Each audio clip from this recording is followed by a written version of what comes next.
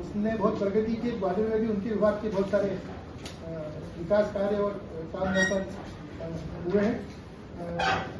श्री कुशवाहा जी ग्रामीण प्रदेश से आते हैं और शायद पहली बार ग्वालियर में ऐसा हो रहा है कि लोकसभा के लिए जो उम्मीदवारी पार्टी ने दी है वो एक ग्रामीण परिवेश से आते हैं।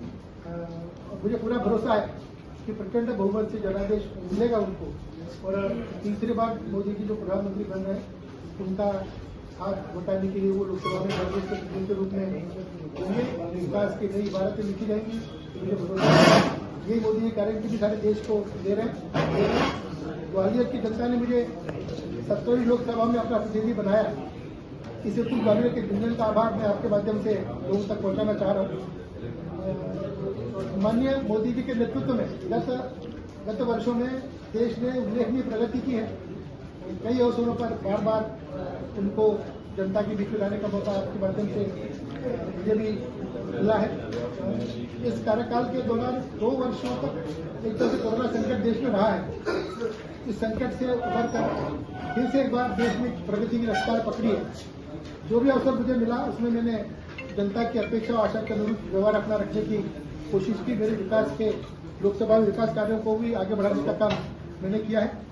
भविष्य में ऐसा ही श्रेय मुझे सदैव मिलता रहे, इसे तो आप सबके माध्यम से ग्वालियर की जनता से प्रार्थना कर रहा हूँ। इस कार्यकाल में ग्वालियर के विकास और मेरे प्रयासों का संक्षिप्त विवरण वो भी मैंने जनता के सामने आपके माध्यम से रखना चाह रहा हूँ। संसद की कार्रवाई के रूप में कुछ बिंदु में रेखांकित करना चाह रहा हूँ। मेरी उपस्थिति संसद में लगभग 97% रही। लगभग संसद में 231 मुद्दों को मैंने सदन के पटल पर रखा, जिसमें ग्वालियर स्थानीय मुद्दे भी हैं, राष्ट्रीय मुद्दों का भी उसमें समावेश रहा है। ग्वालियर के अगर प्रमुख मुद्दे की अगर मैं बात करूं तो ग्वालियर में जो घाटीगांव क्षेत्र है उसमें ग्राउंड वाटर ही एकमात्र पेयजल का स्रोत है और उस क्षेत्र में कैंसर के रोगियों की संख्या बहुत है।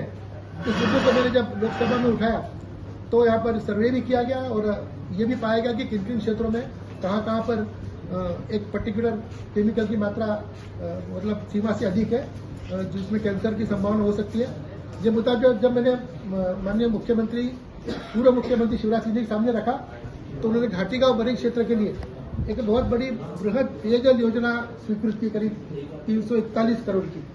उसमें करीब 187 गांवों को हरसी का पानी लिफ्ट करके और जो पेयजल योजना जो है सरकारी केंद्र सरकार की उसके माध्यम से घर घर तक पहुंचाने का काम प्रारंभ हो गया है। इसका भी हाल ही में मैंने ये जो उसका वाटर ट्रीटमेंट प्लांट है उसका लोकार्पण भी उद्घाटन भी यहाँ पर किया है हम लोगों ने।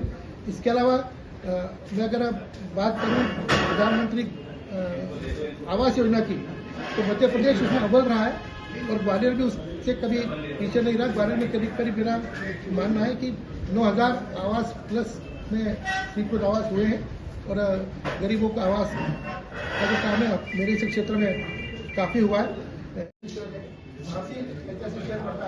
इसके अलावा दतिया महाविक्रमरा की नदी है, ये जो ऐसा कॉरिडोर है ये इसका ऐसा डेवलपमेंट हो सकता है जिससे टूरिज्म भी बढ़े और इस क्षेत्र का विकास भी हो।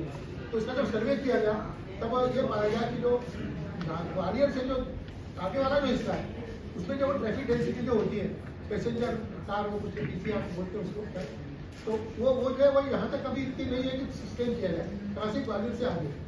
तो ये तय उन्होंने किया कि आगरा ग्वालियर जो है इसको सस्टेन करेंगे और आगे जब भी कभी उसमें वृद्धि होगी ट्रैफिक या जो पहली गाड़ी होगी उस हिसाब से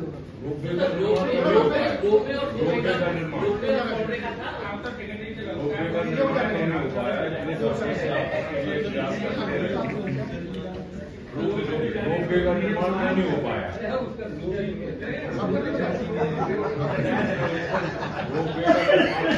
आप भी तो बताओ आखिरी बार बताया 2 बार मेयर रहे आपने, भूमि पूजन 2 बार किया, उसके बाद से अब तो आपकी बार को जवाब भी नहीं जाते जाते बड़ा रहस्य खोल दो सर। श्रेय लेने का भी संकट नहीं है।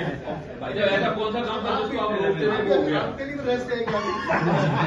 नहीं, इसमें ये बात आ रही है कि सिंधिया जी इसमें बड़ा बने हुए हैं क्या ये बात सच है क्या कि ग्वालियर के विकास की जो एक बड़ी योजना आपका सोच है वो आप पूरा नहीं कर पाए, इसका आपको क्या लगता है अंदर से, इसमें आपको कैसा महसूस हो रहा है? क्योंकि आपका कार्यकाल पूर्ण होने वाला है और एक आपकी सबसे अच्छी जो योजना थी साकार आप देखना चाहते थे, जाते जाते एक खुलासा तो करिए प्रेस के सामने कि आखिर क्या कारण रहा। देखिए सर, नगर निगम